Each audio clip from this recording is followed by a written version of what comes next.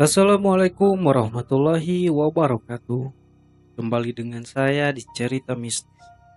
Kali ini saya akan bercerita tentang kisah hampir jadi menantu di Gunung Arjuno.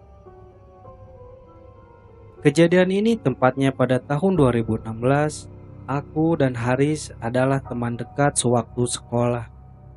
Tapi setelah kelulusan sekolah kami berpisah karena si Haris harus ikut bibinya di kota M untuk melanjutkan studinya.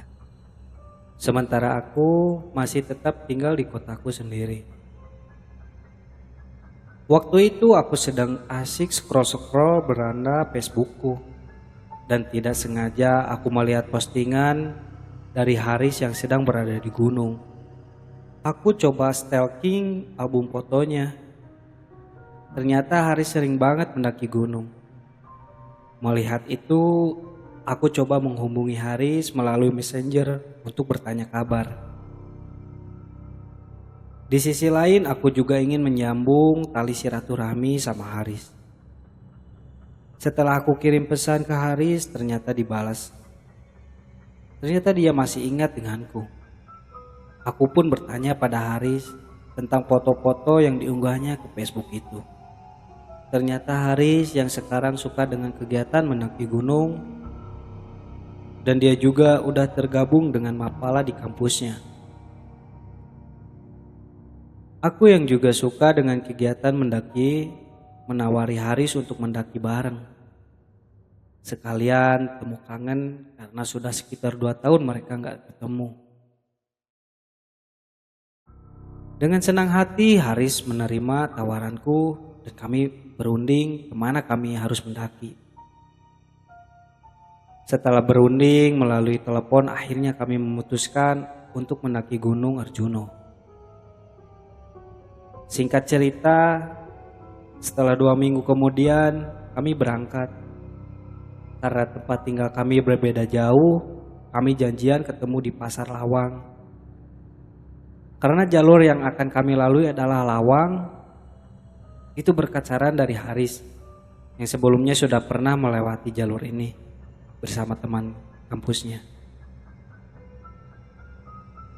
Jalur Lawang itu terkenal sepi karena kebanyakan pendaki Arjuno lebih memilih jalur Purwosari dan Tretes. Tapi jalur Lawung nuansa alamnya masih sangat asri. Dan itulah yang menjadi alasan kenapa Haris mengajakku melalui jalur ini. Lebih siang hari kami bertemu di sebuah warung makan di Pasar Lawang. Setelah bertemu kami senang sekali karena aku tidak menyangka kalau kami sekarang satu hobi. Karena hari masih siang, kami nongkrong dulu di warung untuk makan, ngopi, dan membeli logistik yang diperlukan. Setelah selesai, kami lanjut jalan menuju ke base camp hingga sampai di base camp sekitar jam 4 sore. Sesampai di situ, kami mengurus simasi dan berangkat sore itu juga. Mulai berjalan dengan langkah pelan. Sepanjang jalan kami saling bergurau membahas masa-masa sekolah dulu. Dan tidak terasa hari sudah mulai gelap ketika kami sampai di pos 2. Di pos 2 Haris menyarankan untuk bermalam dulu dan melanjutkan perjalanan ini besok. Karena di sisi lain aku juga capek karena perjalanan menuju ke base camp tadi lumayan menguras tenaga. Malam itu kami tidak mendirikan tenda dan memutuskan tidur di dalam shelter. Karena kebetulan malam itu pos 2 sepi, tidak ada pendaki sama sekali. Kami memasak mie instan untuk makan malam dan tidak lupa membuat kopi dinikmati setelah nanti. Malam semakin larut. Si Haris sudah tidak bisa menahan ngantuk dan pamit untuk tidur dulu.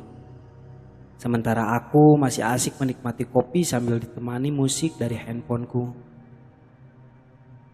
Tidak lama kemudian aku pun juga merasa ngantuk. Kumatikan rokok dan handphoneku dan tidur di sebelah Haris. Ketika aku sedang tertidur lelap, tiba-tiba aku terbangun karena udara dingin merasuki ke tubuhku.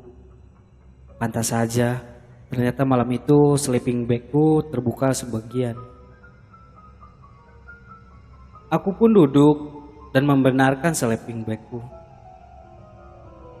Ketika aku sedang sibuk membenarkan sleeping bagku, dikejutkan oleh seekor anjing berwarna hitam yang sedang duduk tepat tengah-tengah pintu shelter, dan anjing itu terlihat menyeramkan. Karena panik, aku membangunkan Haris. "Riz, bangun Riz." "Ada apa, Jeb?" tanya Haris terbangun, lalu aku memberitahu Haris. "Ada anjing, Riz." "Di mana ada anjing?" jawab Haris yang masih ngantuk.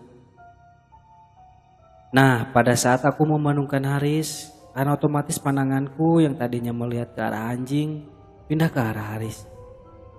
Ketika aku berbalik pandangan ke arah anjing yang tadi aku lihat, akan kuberitahu kepada Haris, tiba-tiba anjing hitam yang tadi aku lihat itu sudah tidak ada. Aku pun heran, lalu Haris bertanya padaku, "Mana anjingnya, Jeb?" "Loh, tadi di situ," jawabku dengan heran. "Ya udah, biarin aja, mungkin itu anjing hutan. Ya udah, tidur lagi aja," jawab Haris yang masih mengantuk. Dengan perasaan sedikit takut dan was-was, aku kembali tidur sambil sesekali melihat ke arah pintu yang terdapat seekor anjing. Sebelum tidur, aku sempat mendengar ada suara langkah kaki pendaki yang sedang lewat di sebelah shelter. Tapi aku mengabaikannya dan berpikir, kali aja itu pendaki yang sedang naik. Pagi pun tiba. Sekitar jam 6 pagi, Haris membangunkanku. Setelah bangun, kami membuat sarapan untuk mengisi tenaga, karena habis ini kami akan melanjutkan perjalanan. Setelah selesai, sarapan kami berkemas dan melanjutkan perjalanan hingga sampai di pos 3. Sekitar jam 11 siang, di pos 3 kami istirahat lumayan lama. Karena perjalanan dari pos 2 ke pos 3 tadi lumayan menguras tenaga. Dan setelah kurang lebih 30 menit kemudian kami lanjut berjalan. Ketika sedang berjalan meninggalkan pos 3, tepatnya di sela-sela hutan pinus, aku sempat melihat ada anjing hitam yang sedang duduk melihat ke arah kami. Aku pun berpikir, apakah itu anjing yang semalam kulihat? Melihat itu, aku memberitahukan Haris. "Riz, lihat itu ada anjing." "Biarin aja anjing hutan itu," jawab Haris dengan tenang. Aku pun mengabaikannya, tapi dalam hati aku berkata, kok ada ya anjing hidup di hutan? Memangnya mau makan apa di hutan gini? Tidak lama mereka berjalan, sekitar 10 menit kemudian aku melihat anjing itu lagi di sela-sela semak. Aku pun bilang lagi kepada Haris, "Riz, itu kayaknya anjing yang tadi lagi cari makan mungkin," jawab Haris dengan tenang. Anehnya di sepanjang perjalanan aku terus melihat anjing itu mengikuti perjalanan kami dan mengawasi kami.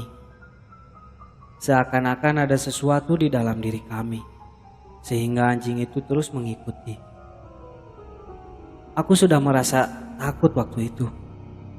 Tapi melihat Haris yang tenang-tenang aja, aku pun mencoba untuk ikut tenang. Tidak terasa sampailah kami di sebuah area yang dinamakan Alas Gombes ketika matahari sudah akan tenggelam. Di Gombes terlihat ada beberapa rombongan yang sedang ngecamp dan aku merasa sedikit lega. Syukurlah kami bisa bertemu rombongan lainnya. Karena sejujurnya setelah melihat seekor anjing tadi, aku sedikit ketakutan. Kami menyapa rombongan pendaki lain itu dengan berniat bermalam di situ. Lalu kami mendirikan tenda di dekat rombongan pendaki lain itu. Setelah selesai mendirikan tenda, kami saling mengobrol dengan rombongan lain. dan berencana ikut gabung summit besok. Malam itu kami tidur lebih awal untuk menghemat energi karena besok jam 5 pagi harus summit puncak. Pagi pun tiba.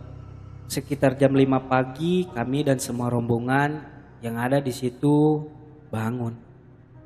Setelah bangun kami mempersiapkan bekal masing-masing untuk ke puncak dan sekitar jam setengah 6 pagi kami semua mulai berjalan.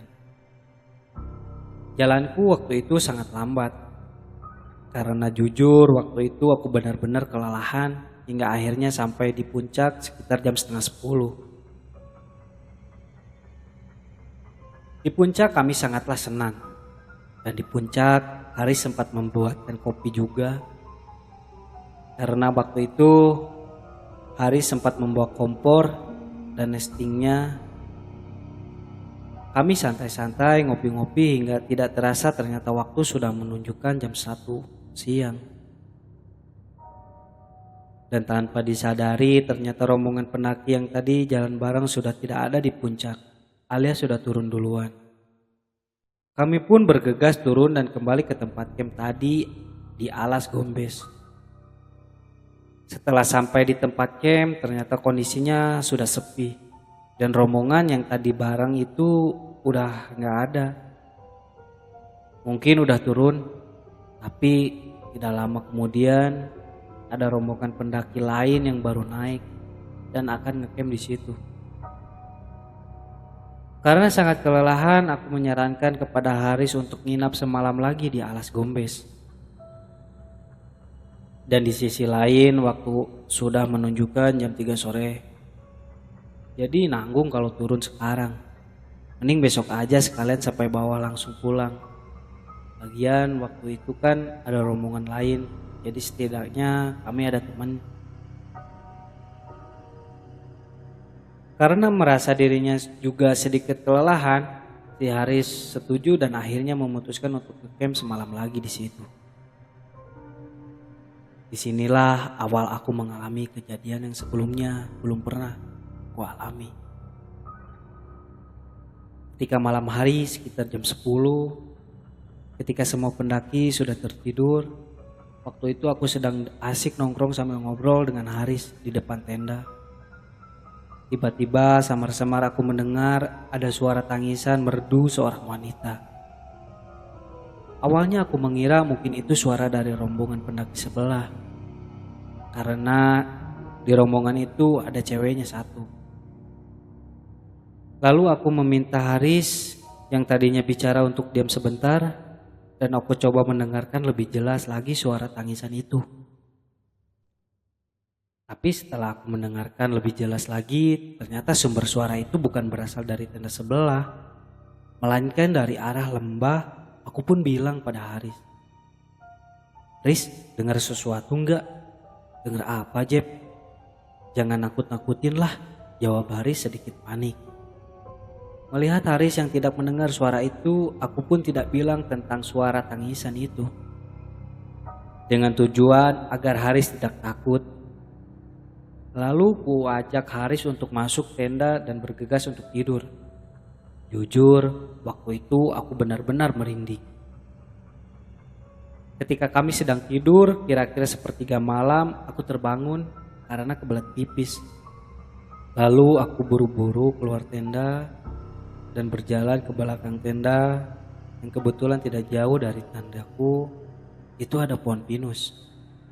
Seketika itu aku lupa dengan suara tangisan yang semalam ku dengar. Ya karena waktu itu aku masih sangat ngantuk. Tapi ketika aku sedang pipis, tiba-tiba aku ingat suara tangisan yang tadi. Mengingat itu aku cepat-cepat selesaikan pipisku. Setelah selesai pipis, tiba-tiba aku melihat dari kejauhan ada wanita parubaya sedang berjalan ke arahku. Tapi itu terlihat samar. Ya karena waktu itu kondisinya gelap, hanya diterangi cahaya rembulan. Awalnya aku mengira itu adalah pendaki. Tapi kok dia gak pakai peralatan gunung? Wanita itu terus mendekat ke arahku hingga akhirnya aku bisa melihatnya dengan jelas. Dia memakai baju khas Jawa, memakai gelung, dan ada sehelai kain yang di pundaknya. Melihat itu aku ingin lari, tapi nggak tahu kenapa seketika itu tubuhku tidak bisa digerakkan sama sekali. Kakiku seperti menancap erat di tanah. Hingga akhirnya wanita itu berdiri tepat di depanku, jaraknya kira-kira 2 meter di depanku. Aku sudah berusaha ingin lari, tapi tetap gak bisa. Seakan-akan badanku itu sudah kehipnotis. Lalu tiba-tiba dari belakang wanita itu muncullah seorang gadis yang sangat cantik dan anggun yang juga memakai pakaian adat Jawa. Lalu wanita parubaya itu mengatakan sesuatu kepadaku. "Cah, bagus ojo wedi. Diloken anak wadokku iki dheweke lagi golek bojo. Opo kowe gelem dadi bojone? Nanging ono syarate." Yang artinya, "Nak, jangan takut. Lihatlah anak gadisku ini. Dia sedang mencari pasangan. Apa kamu mau jadi pasangannya? Tapi ada syaratnya." Sontak tanpa disadari aku menjawab, "Apa syaratnya?" Kata-kata itu seakan keluar sendiri dari bibirku. Dan wanita parubaya itu mengatakan, "Kowe bakal tak jemput dadi mantuku. Nanging kowe kudu mule ning alamku. Kamu akan aku jadikan menantuku, tapi kamu pulang ke alamku." Mendengar itu aku berpikir, alamku? Berarti aku harus pindah alam. Lalu sontak aku bilang, "Tidak." Setelah kata-kata tidak itu keluar dari mulutku, tiba-tiba badan yang tadi tidak bisa digerakkan perlahan bisa bergerak dan kakiku juga sudah tidak kaku lagi. Ketika tenagaku sudah mulai kembali, aku cepat-cepat lari ke tenda dan masuk ke dalam. Sebelum masuk tenda, aku sempat melihat ke arah sebelah pohon yang tadi ada wanita parubaya itu, tapi sudah tidak terlihat. Ternyata orang yang kulihat itu bukan manusia biasa, tapi bangsa jin yang sedang mencari menantu untuk anak perempuannya. Malam itu di dalam tenda aku benar-benar ketakutan. Dan gak tahu kenapa aku tidak kepikiran untuk membangunkan Haris. Aku hanya bisa berdoa dan membaca sholawat terus-menerus dan sesekali suara tangisan wanita terdengar lagi. Aku terus memfokuskan pikiranku untuk membaca sholawat. Hingga akhirnya aku tertidur, tapi kejadian mistis ini belum selesai sampai di sini. Jadi waktu itu seakan-akan kami ditahan agar tidak pulang dari gunung ini. Keesokan harinya kami bangun karena mendengar suara anjing menggonggong sangat keras dari sebelah tenda. Tapi kami berdua benar-benar terkejut setelah bangun dan melihat jam yang sudah menunjukkan jam 4 sore. Ternyata waktu itu aku dan Haris tidur seharian penuh. Awalnya aku mengira ini jam 4 pagi. Tetapi setelah kulihat keluar, ternyata ini memang benar. Jam 4 sore. Haris yang tidak tahu apa-apa juga merasa heran. Kok bisa tidur seharian? Setelah melihat waktu, memang sudah jam 4 sore. Kami bergegas mengemasi barang-barang dan akan turun sore itu juga. Sore itu kondisi tempat kami ngecamp terlihat sepi. Mungkin rombongan sebelah semalam udah turun terlebih dahulu. Ketika sedang sibuk beres-beres, sesekali aku melihat ke arah wanita yang semalam kutemui. Dan ketika aku melihat ke arah itu, bulu kudukku langsung berdiri. Sebenarnya waktu itu aku ingin bilang kepada Haris tentang apa yang kulihat semalam, tapi tidak jadi. Aku hanya bilang, "Ini udah gak beres, Riz. Sekarang kita cepat-cepat turun dan harus sampai bawah sore ini." Aku ingin cepat-cepat sampai di bawah sebelum malam, karena aku takut kejadian semalam akan terulang lagi. Mulai berjalan turun, dan waktu itu jalan kami cepat banget. Di tengah-tengah perjalanan menuju pos 3, tiba-tiba kakinya Haris ram. Aku yang tadi berjalan di depan, balik untuk memberi pertolongan kepada Haris. Aku berniat memijat kakinya yang sedang kram itu. Ketika aku pegang kaki Haris, aku benar-benar kaget. Karena di dalam celana yang dipakai Haris itu, aku merasakan ada jari-jari tangan yang seakan memegang erat kakinya Haris. Sontak aku melepas tanganku yang tadinya memegang kakinya Haris sambil nyebut, "Astagfirullahaladzim." Melihatku yang sedang kaget, Haris bertanya, "Kenapa Jeb?" "Gak apa-apa Haris, aku hampir kepleset," jawabku sambil berbohong. Aku tidak mengatakan tentang apa yang kurasakan waktu itu, karena aku berpikir ini adalah halusinasiku, karena efek tadi berjalan sangat cepat. Aku coba lagi memegang kakinya Haris, pelan-pelan tanganku kuarahkan ke kakinya Haris. Tapi ketika ku pegang yang kedua kalinya, ternyata jari-jari tangan yang tadi kurasakan itu sudah tidak ada. Dan aku lalu memijat kakinya Haris yang sedang kram itu. Setelah selesai kupijit, kami istirahat dulu karena waktu itu kakinya Haris masih susah untuk berjalan. 30 menit kemudian aku bertanya pada Haris, "Gimana Haris, udah enakan?" "Udah Jeb, ayo lanjut jalan," jawab Haris. Kami pun lanjut berjalan lagi. Tapi sekitar 15 menit tiba-tiba kakinya Haris kram lagi. Padahal itu udah hampir sampai di pos 3. Aku pun memberi pertolongan lagi kepada Haris. Dan kali ini aku was-was ketika akan memegang kakinya Haris, karena takut kejadian yang tadi terulang lagi. Sambil berdoa dan dengan cepat aku memegang kakinya Haris. Aku merasakan kakinya Haris ini keras banget. Jadi yang kupegang waktu itu seperti bukan kaki, tapi serasa memegang sebuah kayu. Nah waktu itu kan posisi telapak kakinya Haris ada di perutku. Tiba-tiba aku melihat di sela-sela celananya Haris itu ada sebuah rambut. Awalnya aku mengira ini adalah bulu kakinya Haris, tapi setelah aku lihat-lihat lagi, ternyata itu bukan bulu kaki Haris, tapi memang sebuah rambut.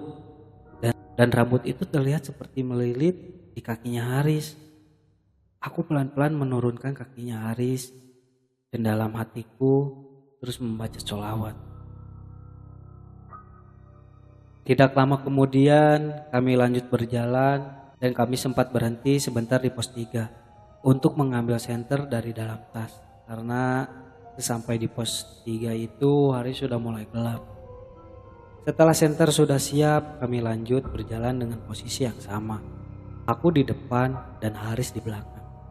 Kejadian mistis kembali kualami ketika kami berjalan dari pos 3 menuju ke pos 2. Di tengah-tengah rumput alang-alang yang luas tiba-tiba kabut tebal datang. Dan dari kejauhan, samar-samar aku melihat wanita parubaya yang semalam kulihat di alas gombes itu sedang berdiri melambaikan tangan kepadaku. Baju yang dipakainya masih sama persis, tapi kali ini wanita itu didampingi oleh banyak orang di sekelilingnya, seakan mengajakku untuk berjalan ke arahnya. Seketika itu aku seperti kehipnotis lagi, dan tanpa disadari jalanku berbelok ke arah wanita itu. Tapi melihat jalanku yang berbelok dari belakang, Haris menahanku sambil bilang, "Jeb, kamu mau kemana? Jalannya ke sini." Mendengar perkataan si Haris, tiba-tiba aku sadar dan menoleh ke Haris. Lalu aku melihat lagi ke arah wanita yang tadi kulihat, ternyata tidak ada. Yang ada hanyalah kabut tebal yang menyelimuti perjalanan kami. Karena aku tidak menjawab, Haris bertanya lagi, "Jeb, ingat Jeb, nyebut, kamu kenapa?" Baru aku menjawab, "Udah Haris, yang penting sekarang kita harus cepat-cepat sampai bawah, nanti aku ceritain semuanya." Mendengar jawabku, Haris pun merinding. Dia sudah mengira kalau aku melihat sesuatu yang gak logis. Kami lalu lanjut berjalan turun dan sesekali berlari. Mungkin lari adalah hal yang salah ketika turun gunung. Tapi waktu itu kami ingin segera sampai di bawah. Singkat cerita, sekitar jam 7 malam kami sampai di base camp. Dan di base camp kami bertemu dengan pendaki yang kemarin ngecamp bareng di alas Gombes. Pendaki itu bertanya kepada kami berdua, "Loh mas, tak kira udah turun duluan loh. Ternyata baru sampai di sini." Mendengar pertanyaan dari pendaki lain, aku dan Haris heran. Kemudian Haris bertanya balik, "Memangnya sampean tadi turun jam berapa?" "Habis dari puncak kami langsung turun sekitar jam 12 siang," jawab pendaki lain. "Loh, apa nggak ngelihat tenda saya di Gombes?" tanya Haris. "Gak ada tenda mas, tak kirain sampean udah turun duluan tadi siang," jawab pendaki lain. Mendengar pertanyaan dari pendaki itu, aku dan Haris saling menatap heran. Lalu ku bilang pada pendaki lain dengan berbohong, "Oh iya, kami sempat istirahat dan tidur di pos 2 tadi mas." Lalu kami berdua pamit turun duluan dari base camp dan malam itu aku menginap di rumahnya Haris. Setelah sampai di rumah, Haris bertanya padaku tentang apa yang kulihat selama di Gunung Arjuno. Lalu aku bercerita semua tentang apa yang kulihat selama berada di Gunung Arjuno. Waktu itu terlebih tentang wanita parubaya yang sempat menawariku menjadi menantunya. Ketika sedang asik bercerita, tiba-tiba aku ingat sesuatu. Kalau sore itu kami terbangun gara-gara mendengar suara anjing. Tapi waktu itu aku dan Haris tidak melihat ada anjing sama sekali. Andaikan waktu itu aku mau jadi menantunya wanita parubaya itu, mungkin sekarang aku sudah tinggal di alam lain dan tidak bisa pulang. Pendakian ini menjadi pendakian yang tidak akan terlupakan bagiku. Dan sampai sekarang aku tidak berani lagi mendaki Gunung Arjuno dan gunung-gunung angker lainnya.